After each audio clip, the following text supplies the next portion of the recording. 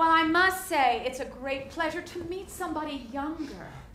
My father says he used to skate with you. Do you remember my father? Your father was a little old for me. He's 53. Oh, well, then he was much too old for me.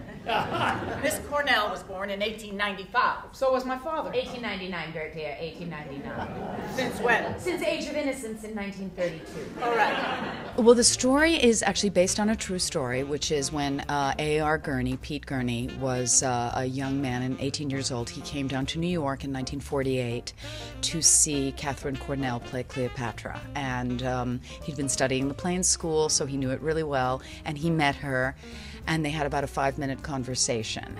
So that was the end of it.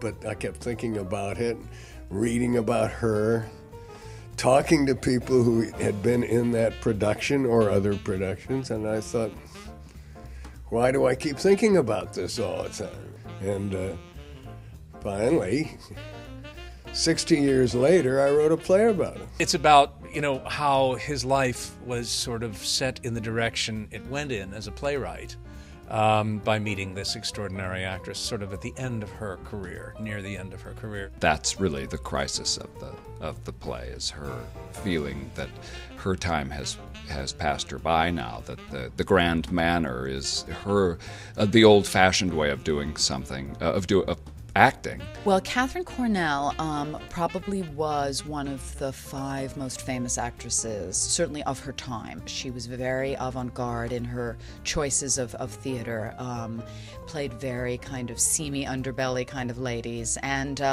then became kind of, I guess one would regard it as a grande dame of the theater. So she was quite an actor in her day, and extremely popular throughout the country because she toured everything. This cast is just astonishing. I mean, these are not empty words, but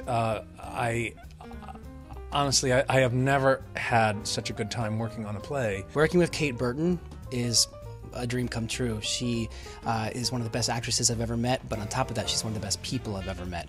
And she's teaching me not only so many things about acting, but about how to be a real professional and how to be kind while also being professional. I don't know how many playwrights have put themselves so baldly on the stage before, but if you're going to do it, I urge you to get Bobby Steggert to play you, because he's the most engaging, charming, and practiced young actor. A.R. Gurney's writing is deceptively layered, and you have to land the comedy, but you also have to land the pathos, and that combination is a unique one.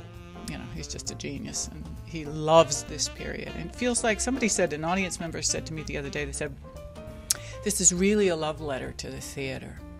And I think it is. It feels like it's Pete's love letter to the theater. The play is about the theater and people who really love the theater, who really care about it, and one character who's falling in love with the theater. And to say, that the theater, like all things in life, has its evolution. It's like theatrical comfort food, and I say that in the best sense. It's well made. It's thoughtful. It's exciting to do it every single night. The audience participation, we realize from the get-go, is so huge.